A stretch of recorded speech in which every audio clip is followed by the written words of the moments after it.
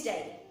मेरा अगला वीडियो जो रूट कैनाल ट्रीटमेंट के बारे में था, जिसमें मैंने ये बताया था कि आपके दांत में अगर इन्फेक्शन हुआ है तो आपको रूट कैनाल ट्रीटमेंट करवाना पड़ता है या फिर दांत निकलवाना पड़ता है। तो रूट कैनाल ट्रीटमेंट में आपके दांत में जो इन्फेक्टेड पोर्शन है वो निकाला जाता है और उस जगह पे एक आर्टिफिशियल मटेरियल फिल किया जाता है।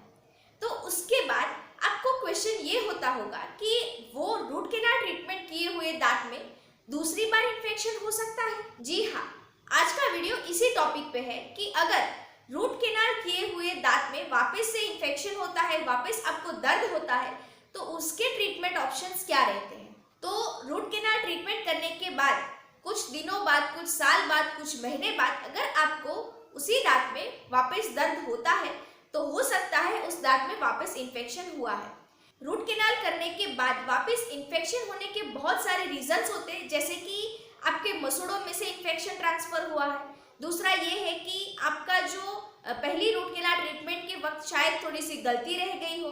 तीसरा ये है कि आपके जो कैप लगाई है उसमें अगर कहीं से लीकेज हो रहा है दांत के अंदर और दांत में सड़न हुई है तो वो सड़न से भी वापस इन्फेक्शन हो सकता है। तो अगर ये दांत में इन्फेक्शन हुआ, आपको दर्द हो रहा है, तो ट्रीटमेंट ऑप्शंस क्या रहते हैं। तो उसका सबसे पहला ट्रीटमेंट ऑप्शन ये है कि री रूट कैनाल ट्रीटमेंट, यानी कि रूट कैनाल ट्रीटमेंट को दूसरी बार किया जाता है। और दूसरा ऑप्शन ये है कि दांत को निकाल दे। लेकिन फिर से मैं यही कह रही हूँ कि री रूट कैनाल ट्रीटमेंट करने से हम दांत को बचा सकते हैं। अगर डेंटिस्ट को लग रहा है दांत अच्छी कंडीशन में है और दांत को बचा सकते हैं तो री रूट कैनाल ट्रीटमेंट करना चाहिए।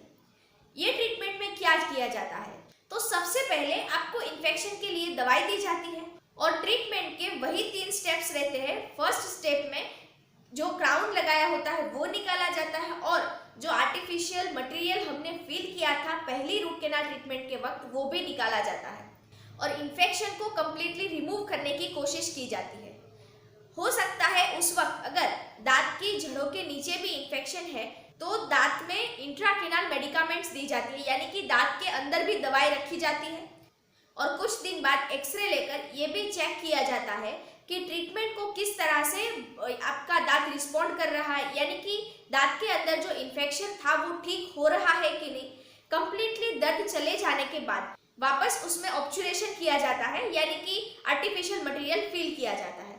उसके बाद वापस वही होता है कि अगर कैप नहीं लगाया गया तो दांत कमजोर हो रहता है, इसलिए कैप लगाकर दांत को थोड़ी सी स्ट्रेंथ दी जाती है। और री रूट कैनाल ट्रीटमेंट करने के बाद भी आपको यही ध्यान रखना है कि जिस दांत में रूट कैनाल ट्रीटमेंट की गई है उस दांत से बहुत ही कड़क चीज बाइट नहीं करनी है, क्योंकि रूट कैनाल ट्रीटमेंट बार बार करने की वजह से उसकी स्ट्रेंथ कम हो जाती है और वो टूट जा सकता है। इस तरह से री रूट कैनाल ट्रीटमेंट करके भी हम दांत को प्रिजर्व कर सकते हैं। तो ये सब हुआ री रूट कैनाल ट्रीटमेंट के बारे में। तो अगर आपको मेरा ये वीडियो पसंद आया है तो लाइक करना, शेयर करना और सब्सक्राइब करना मेरे चैनल को। मिलते हैं अगले वीडियो में, तब तक stay healthy, be wealthy and keep smiling.